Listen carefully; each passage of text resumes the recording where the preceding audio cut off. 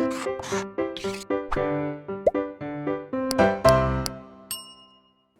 प्यारे बच्चों, कैसे हो आप लोग। मैं अनुपम एक बार फिर से ब्लूप्रिंट डिजिटल चैनल के माध्यम से आप सभी का वेलकम करता हूँ, स्वागत करता हूँ और उम्मीद करता हूँ कि आप लोग स्वस्थ होंगे। स्टूडेंट, पिछले वीडियो में हमने सातत्य के बारे में सीखा था, कंटिन्यूटी, कि कोई भी फलन किसी बिंदु पर या अपने प्रांत में किस तरीके से सातत्य है या असातत्य है, मीन्स कंटिन्यूअस है या फिर नहीं है, और उसके क्या क्या रूल रेगुलेशन है, वो सारी बातें हम लोगों ने पिछले वीडियो में सीखी है। स्टूडेंट, आज हम लोग स्टार्ट करने चल रहे हैं अवकलनीयता, डिफरेंशिएबिलिटी। चैप्टर का नाम दिया है आपका सातत्य एवं अवकलनीयता, कंटिन्यूटी एंड डिफरेंशिएबिलिटी। कोई फलन कब सतत है और कब वो डिफरेंशिएबल है, ये हम सीखने जा रहे हैं। तो अवकलनीयता सीखेंगे, व्हाट इज डिफरेंशिएबिलिटी, अवकलजों का बीजगणित, इसके कुछ रूल रेगुलेशंस होते हैं वो आपको देखना है।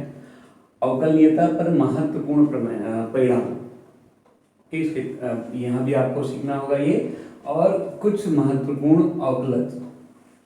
सबका डेरिवेटिव करना आसान नहीं है और ना उतनी ज़रूरत है, तो कुछ हमें डेरिवेटिव करने होते हैं, कुछ को हमें सीधा याद करना होता है कि इसका अवकलन ये होगा, तो वो चीज़ हमें सीखना है।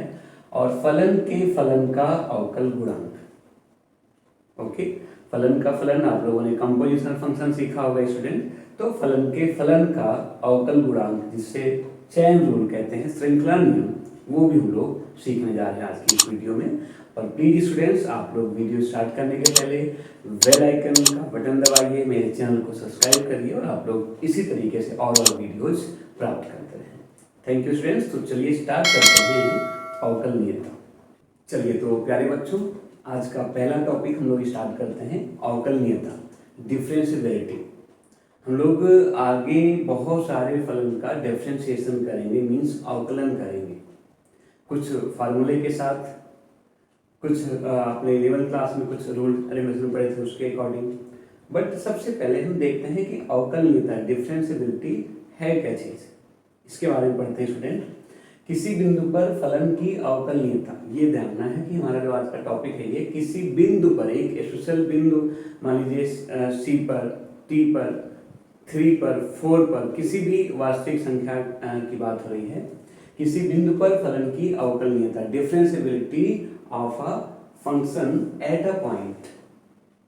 मान लीजिए f(x) एक वास्तविक फलन है। फलन के बारे में आपने अच्छे से समझ रखा है बेटे, आपका फर्स्ट चैप्टर यही था आपका, संबंध और फलन। तो f(x) एक वास्तविक फलन तथा c इसके प्रांत में स्थित एक बिंदु है, राइट। तब फलन f(x) बिंदु x = c पर अवकलनीय कहलाएगा यदि और केवल यदि limit x tends to c f(x) minus fc upon x minus c। मान लीजिए यहाँ पे 3 है तो ये हो जाएगा f(x) minus f3 upon x minus 3। अस्तित्व में है, अस्तित्व में होने से मतलब है कि इसका जो लेफ्ट हैंड लिमिट है और राइट हैंड लिमिट है, जो आप लोगों ने पहले सीखा है, वो सेम होने चाहिए, एक जैसे होने चाहिए, ठीक है। आपको ये अगर अस्तित्व में है तो निश्चित तौर पे उक्त सीमा फलन, यही जो इसका रिजल्ट आएगा f(x) का बिंदु x = c पर अवकलज कहलाएगा, ठीक है। सपोज ये पूरा आपका सॉल्व करके इसका आंसर 50 आता है, तो जो भी फलन है उसका x = c पर जो अवकलन होगा वो कितना हो जाएगा आपका 50, ठीक है। ये बहुत इंपॉर्टेंट बात है, इसे हम लोग f' अथवा d dx ऑफ f(x), इसको क्या बोलते हैं student, d dx of f(x), फलन f(x) का x के सापेक्ष अवकलन किस बिंदु पर, x = c पर। ये रिपोर्ट इतना सा ये दे देगा बेटे कि फलन, किसी फलन का x के सापेक्ष अवकलज किस बिंदु पर, x = c पर, इस तरह से निरूपित कराएगा बेटे। और स्टूडेंट्स, ये सबसे इंपॉर्टेंट बात है, किसी फलन का अवकलज ज्ञात करने की प्रक्रिया को ही हम लोग अवकलन, डिफरेंशिएशन कहते हैं। तो अवकलन क्या है, अवकलज ज्ञात करने की प्रक्रिया, ठीक है। तो ये सबसे इंपॉर्टेंट बात आपको ध्यान रखना है बेटे कि यदि कोई फलन अस्तित्व में है किस पे, limit x tends to c fx minus F C upon x minus c, तो वो फलन बिंदु c पर उसका अवकलज कहलाएगा। राइट स्टूडेंट्स, अब इसके अलावा अभी हम कुछ और अवकलज के कुछ बीजगणितीय नियम हैं, कुछ श्रृंखला नियम वगैरह हैं, वो हम लोग आगे बात करने चल रहे हैं। ये है आपका किसी बिंदु पर फलन की अवकलनीयता। चलिए तो प्यारे बच्चों, हम लोग सीखने जा रहे हैं अब अवकलजों का बीजगणित, अलजेब्रा ऑफ डेरिवेटिव्स। ठीक है, इसमें बस कुछ रूल रिलेशन होने वाले हैं। फर्स्ट है, यदि मतलब u व v चर x के फलन है। ठीक है, चर x से फलन से मतलब होता है, सपोज हो सकता है u equal to sine x हो, v इक्वल टू एक्स की पावर 8 हो। इस टाइप के फलन को हम लोग बोलते हैं। u क्या है यहाँ पे, ये एक x का त्रिकोणमितीय फलन है। v क्या है, x का एक बहुपदीय फलन है बेटे, पावर इसकी 8 है बेटे। इसी तरीके से कुछ भी वो हो सकता है, v equal to cos x भी हो, v equal to x square plus 8x भी हो। तो u और v चर x के अलग अलग फलन हैं, और मुझे u plus minus v dash, अभी डैश ऐसा नहीं कोई पावर 2 या कोई पावर 3 है, हम लोग a प्लस बी का होल स्क्वायर या प्लस बी का होल क्यूब समझ रहे हैं। ये डैश का मतलब होगा कि आपको इसका अवकलन करना है। दो अलग अलग फलन धन में या ऋण में, मतलब वो जोड़ में या फिर घटा में एक साथ लिखे हैं और उनमें उसका अवकलन करना है। तो इसका जो नियम होगा वो होगा बस u dash plus minus v dash, यानी कि पहले फलन का अवकलन और प्लस या माइनस है तो माइनस दूसरे फलन का अवकलन। एक एग्जांपल से हम समझ लेते हैं। मान लीजिए हमारे पास fx है x की पावर 6 प्लस साइन एक्स। अब ये u समझ सकते हैं आप, इसे v समझ सकते हैं। तो f डैश x, अभी पिछली वीडियो में बात हुई स्टूडेंट की, हम लोग fx के अवकलन को किससे रिप्रेजेंट करते हैं बेटे, f डैश x से। ठीक है, तो f डैश x होगा, यहाँ देखना है d dx ऑफ x की पावर 6। अब इसका अवकलन होगा क्या, हम लोग अभी आगे जो महत्वपूर्ण फार्मूले हैं उसकी बात करेंगे तो आप समझ पाओगे। डायरेक्ट x की पावर 6 का अवकलन वैसे आपने 11th में थोड़ा बहुत जरूर पढ़ा होगा, लेकिन अभी सिर्फ मुझे आपको एक तरीका देना है कि पहले फलन का अवकलन प्लस दूसरे फलन का अवकलन अभी होगा क्या, वो आगे आने वाला है। इसी तरीके से अगर u v डैश है, यानी कि दो फलन गुणनफल के रूप में है, दोनों के दोनों x के फलन है और गुणनफल के रूप में है, तो उनका जो डेरिवेटिव है, अवकलन है, कैसे करना है। पहला फलन बाहर, अभी पहला कौन सा है, u है v है, वो आपके ऊपर है। कोई सा भी एक फलन बाहर, दूसरे फलन का अवकलन प्लस वो जो दूसरा वाला आपने अवकलन किया था जिसका, उससे बाहर करना है और स्टूडेंट पहले वाले का अवकलन करना है। एक एग्जांपल के थ्रू समझ लेते हैं। fx इज इक्वल टू है x की पावर 6 प्लस, सॉरी प्लस नहीं है, ये इनटू है साइन x। अभी दो फलन है और उनकी गुणनफल का अवकलन हमें ज्ञात करना है। राइट, तो स्टूडेंट f डैश x हो जाएगा x की पावर 6, एक फलन आपका बाहर हो रहा है, d dx of sine x यानी कि दूसरे वाले फलन का अवकलन प्लस साइन x यानी कि दूसरा वाला फलन बाहर, और d dx ऑफ x की पावर 6 मीन्स जो आपने सबसे पहले यहाँ पे बाहर किया था उसका क्या बेटे, अवकलन। राइट स्टूडेंट्स, तीसरा और लास्ट है बेटे ये भागफल का नियम, इसको कह सकते हैं हम लोग बेटे। ये आपका गुणनफल का नियम था, ये प्लस इसको हम लोग लेबनीज का भी नियम कहते हैं स्टूडेंट, ये वाली बात ध्यान रखना है गुणनफल वाले। चलिए u अपॉन v का डैश है, ऐसे केस में v यानी आपका जो भी हर है, यहाँ पे हर बाहर अंश का डिफरेंशिएशन माइनस जो आपका अंश है वो बाहर और हर का डिफरेंशिएशन अपॉन हर का स्क्वायर। ध्यान में रखना है स्टूडेंट, यहाँ तो मैंने कहा था u और v में से आप किसी को भी पहला समझ सकते हैं, किसी को भी दूसरा समझ सकते हैं, लेकिन यहाँ ऐसा नहीं है। यहाँ पे तुम्हें v को ही पहले बाहर निकालना है, u का डिफरेंशिएशन यानी कि अवकलन करना है, माइनस u बाहर निकलेगा, v का आपको डिफरेंशिएशन करना है और अपॉन में v का स्क्वायर। एग्जाम्पल से और स्पष्ट रहेगा बेटे। यदि एक फलन है हमारे पास fx is equal to x की पावर 6 अपॉन साइन एक्स और हमें इसका डेरिवेटिव करना है, f डैश x ज्ञात करना है स्टूडेंट।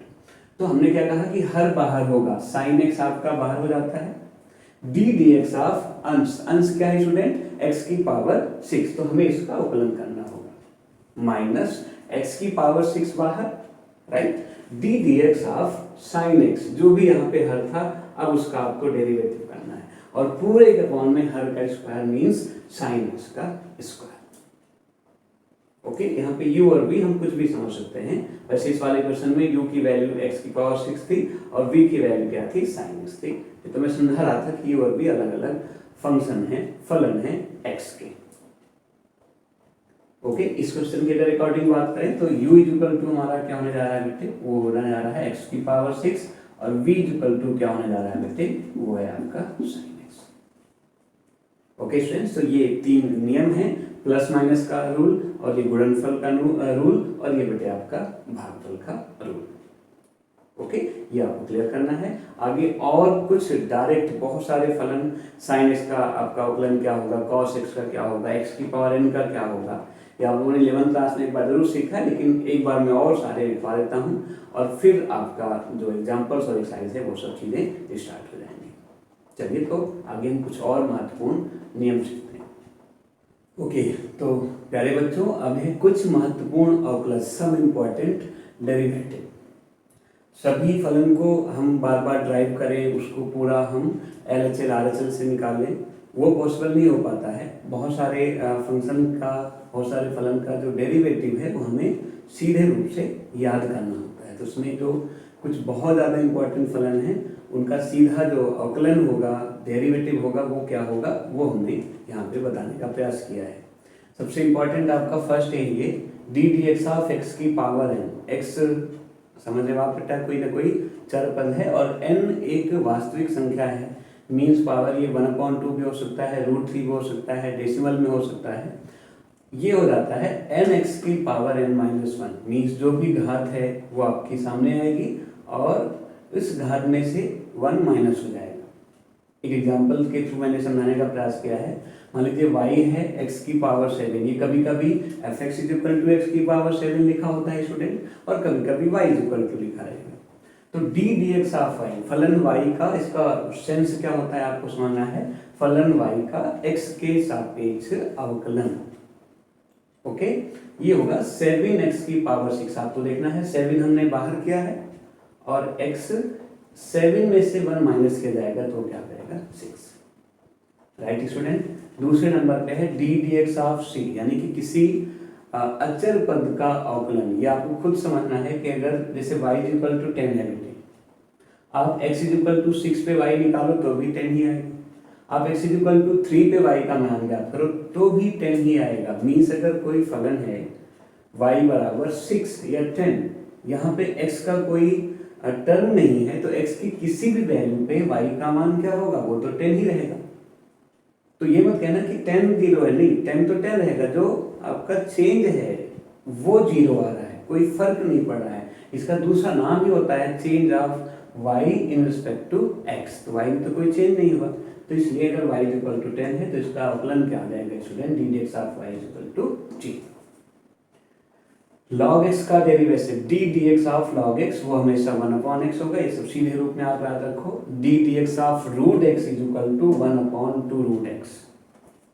राइट, आपको ध्यान रखना है। वैसे आप चाहो तो इसको x की पावर 1/2 से भी कर सकते हो, लेकिन सीधे याद रखो कि D d x of √x must be = 1/2 √x।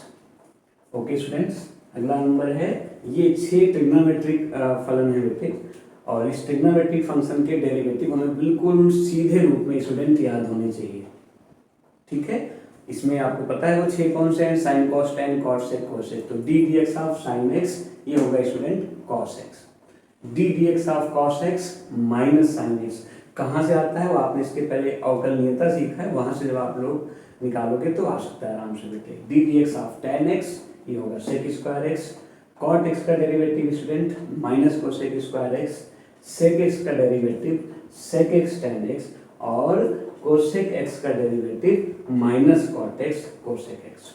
एक स्टूडेंट बहुत इंपॉर्टेंट मिस हो गया इसमें, वो भी आप लोग को याद रखना है, डी डी एक्स ऑफ ई की पावर एक्स। ई एक यहाँ पे अचर पद है जिसका मान 2.7 के समथिंग होता है, उसका अवकलन ये चेंज नहीं होता, ये ई की पावर एक्स का ई की पावर एक्स ही रहेगा स्टूडेंट। ओके, तो ये आपके 10-11 बहुत मुख्य फलन हैं जिनका अवकलन आपको बार बार यूज करना होगा, बार बार आपके अभी हम लोग एग्जाम्पल करेंगे या प्रश्नावली करना स्टार्ट करेंगे तो ये बार बार यूज होते रहेंगे, इसलिए आपको इसको क्लियर करना है। राइट स्टूडेंट्स, और इसके बाद नेक्स्ट टॉपिक पे आते हैं। ओके, तो प्यारे बच्चों, हमारा जो अगला टॉपिक है ये फलन के फलन का अवकलन गुणांक, ठीक है, जिसे हम लोग श्रृंखला नियम के अंतर्गत सीखेंगे। चैन रूल भी इसे बोलते हैं। स्टूडेंट बहुत प्यार से देखना है। आपके डेरिवेटिव में यानी अवकलन में आपने इसके पहले जो कुछ नियम सीखे थे, गुणनफल का नियम, भागफल का नियम, जोड़ या घटाना है तो उसका नियम कैसे कैसे क्या है, वो सारे के सारे कई बार आपको फेल होते हुए दिखेंगे, ठीक है। अगर आपने श्रृंखला नियम अच्छे से नहीं क्लियर किया है तो हाँ, ये सीखने के बाद फिर आप कह सकते हो कि हम किसी भी प्रकार का जो फलन है उसका डेरिवेटिव इजीली निकाल सकते हैं।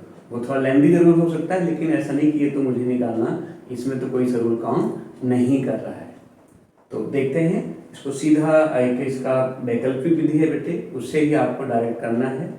जो इसका बिल्कुल डेरिवेटिव है, जो बिल्कुल बड़ा वाला मेथड है, उससे आपको बहुत टाइम लगने वाला है, जिसे हम लोग मान के कर लेते हैं कि इसकी वैल्यू टी के बराबर है। ऐसा ना करके हम लोग सीधे तौर पे जो इसका वैकल्पिक विधि है उसकी बात करने चले हैं। फलन के फलन, जैसे यहाँ पे y = sin x²। अब ये x² हो गया बेटे। x² अलग से एक चर x का फलन है बेटे। वैसे केवल sin x का हमने सीखा है कि sin x का डेरिवेटिव क्या होता है स्टूडेंट, cos x होता है, लेकिन यहाँ पे क्या लिखा है, sin x² लिखा है। तो सीधे तौर पे इसमें आपको बिल्कुल परेशान नहीं होना है। स्टूडेंट मैं आपको बता दूं, आपको बस अपने माइंड में x² को ही एक सेकंड के लिए x समझना है। तो अगर ये सपोज x होता तो sin x का डेरिवेटिव क्या होता है स्टूडेंट, cos x। तो सीधा यहाँ पे जो d dx ऑफ y हो जाएगा वो हो जाएगा cos x², और फिर तुरंत उसका डेरिवेटिव जिसको हमने अपने माइंड में x समझा हुआ था इंटू d dx हो जाएगा स्टूडेंट क्या, x²। राइट, बस अगला स्टेप क्या हो जाएगा आपका, d dx ऑफ y, बहुत छोटे छोटे ही, d dx of y cos x² तो आपका रहेगा x² का डेरिवेटिव। अभी हम लोगों ने x की पावर n का सीखा था, nx की पावर n-1, तो वहां से x² का डेरिवेटिव क्या हो जाएगा स्टूडेंट, 2x। बस, तो sin x² का जो डेरिवेटिव होगा वो होगा 2x cos x²। ठीक है, इसी प्रकार से ये हमारे पास y = 3x² + 8x + 6 इसकी होल पावर 7। अब आपको वैसे तो याद तो है नहीं बेटे, जैसे a + b का होल स्क्वायर या a + b का होल की पावर 7 है, और कोई अगर इसमें पहले वो बाइनोमियल थ्योरम यूज करे और फिर इसको खोलने के बाद अलग अलग डेरिवेटिव करे तो अच्छा खासा टाइम लगने वाला है। लेकिन चेन रूल से आपको कोई प्रॉब्लम होने वाली नहीं है। श्रृंखला नियम ये बोलता है आप इसे ही पहले x समझ लो, ओके। और x की पावर n का डेरिवेटिव क्या होता है स्टूडेंट, nx की पावर n-1, तो उसके अकॉर्डिंग यहाँ पे d dx ऑफ y होगा, तो n सामने ले आओ, 7 3x² + 8x + 6 इसकी पावर क्या बेटे, ये 6। और फिर जैसे हमने d dx ऑफ x² किया था, सीधे रूप में हमें क्या करना होगा, ये करना होगा d dx of 3x² + 8x + 6। Right, यहाँ जो होना है हो गया। वैसे नहीं कि इसको हम पावर 6 को ओपन कर रहे हैं, बस ये अगला स्टेप हो जाएगा आपका d dx of y = 7 3x² + 8x + 6 इसकी पावर 6, ये तो रहेगा। बस एक लाइन यहाँ पे आपको देखना है बेटे। अब ये प्लस माइनस का नियम है, तो 3x² का डेरिवेटिव करोगे वो 2 सामने आके क्या हो जाएगा, 6x। 8x का डेरिवेटिव करोगे तो 8 सामने आएगा, और d dx ऑफ x का x के रिस्पेक्ट में डेरिवेटिव 1 होता है स्टूडेंट, तो 8 × 1 वो आपका 8 ही आ गया। ये अभी पहले बात हो चुकी है बेटे कि d dx of c must be equal to 0। किसी कांस्टेंट का डेरिवेटिव क्या होता है, 0, तो ये बेटे 0 हो गया। बस ये इस दिए गए फलन का क्या हो गया, डेरिवेटिव हो गया, अवकलन। ओके स्टूडेंट्स, इसके बाद एक ये बड़ा अच्छा सा है आपका sin cos x²। फलन के फलन में आप देख रहे हो sin x एक अलग से फलन होता है, लेकिन sin के साथ अब ये कॉस एक्स स्क्वायर भी एक फलन है और साथ में साइन कॉस स्क्वायर एक्स भी एक फलन है।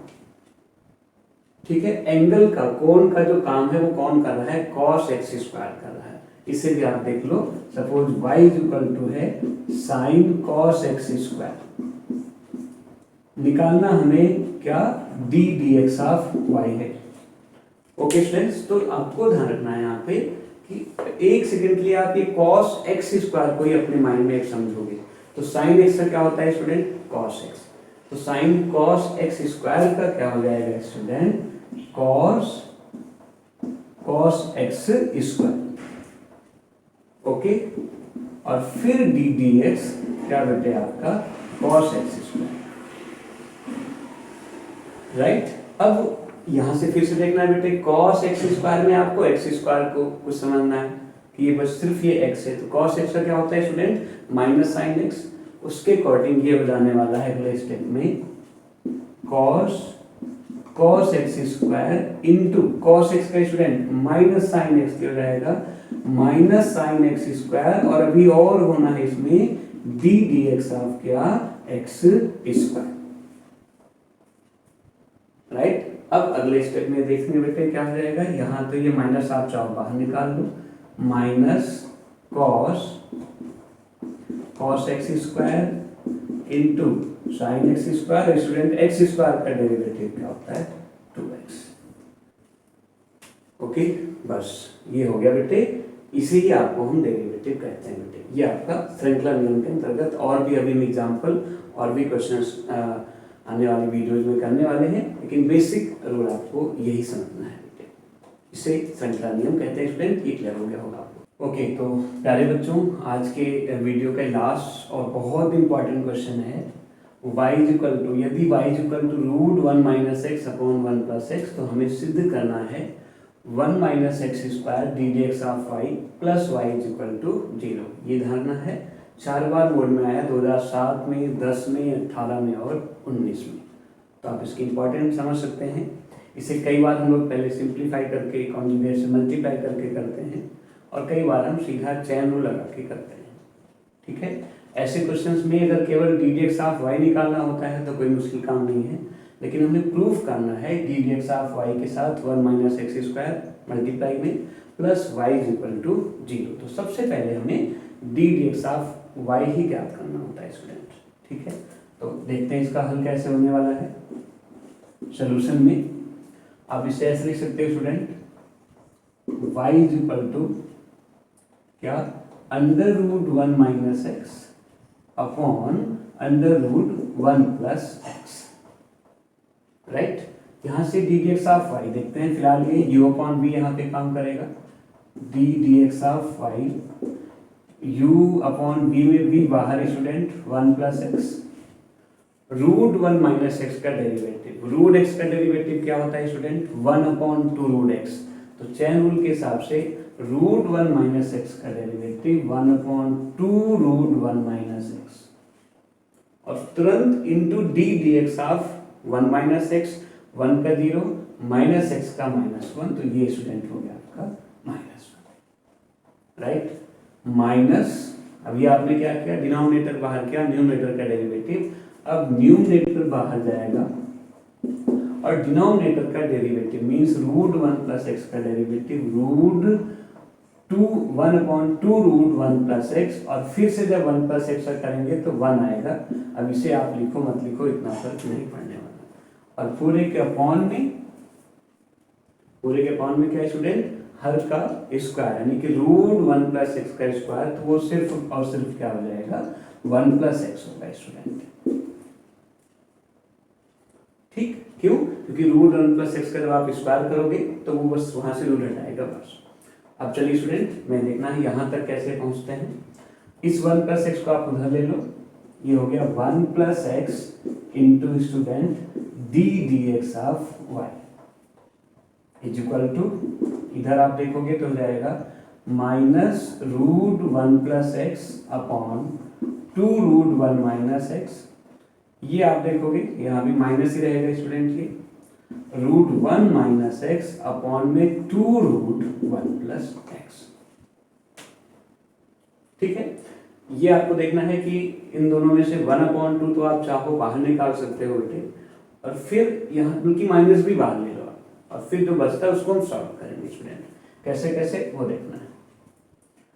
1 + x आप रहने दो, डी डी एक्स आप इसी तरीके से रहेगा।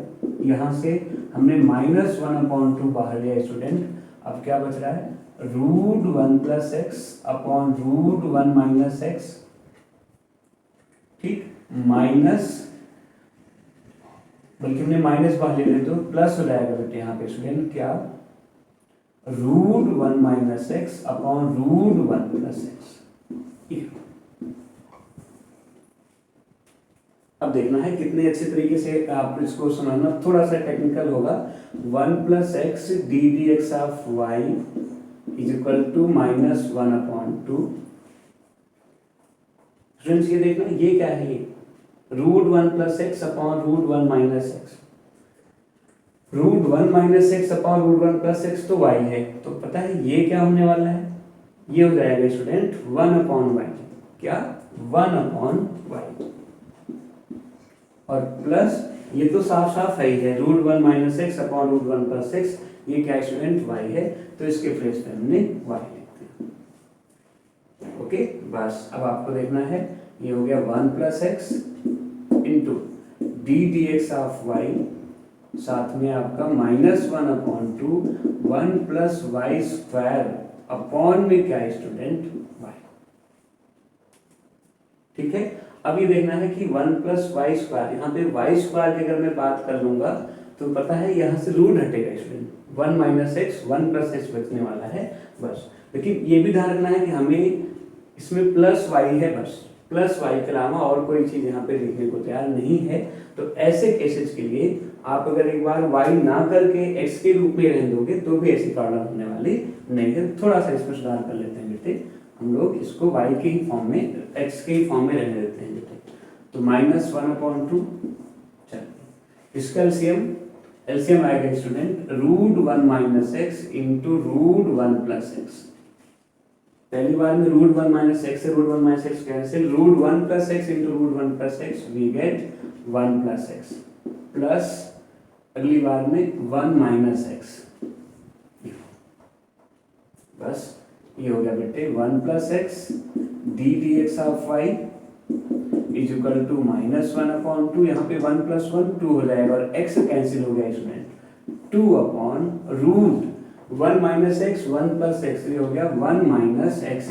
ये बात आप समझ सकते हो, a + b a - b a² - b² के अकॉर्डिंग। ठीक है, अब ये 2 से 2 भी क्या हो गया स्टूडेंट कैंसिल हो गया।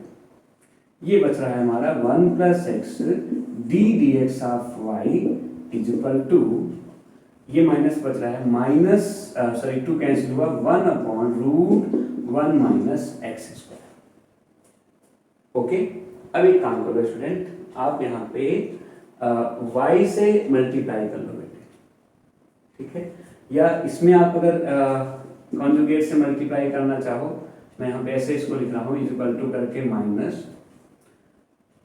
ये √1 - x² है और यहाँ पे क्या है ये 1 + x है स्टूडेंट। ठीक है, y कब आएगा, जब आप y की मल्टीप्लाई कर दोगे, y के लिए आपको ये आप उधर ले जाओगे तो क्या होने वाला है इसको देख लोगे, 1 + x into √1 - x², right, d d x of y is equal to -1 या +1 इज इक्वल टू क्या g। अब हमें देखना है कि y कैसे आ सकता है स्टूडेंट। ठीक है, y के लिए आपको √1 - x और √1 + x से क्या करनी होगी, मल्टीप्लाई करनी होगी। तो पूरे इक्वेशन में मल्टीप्लाई कर दो, 1 + x √1 - x² into √1 - x upon √1 + x d d x of y, plus यहाँ भी वही हो जाएगा क्या √1 - x upon 1 + x is equal to g।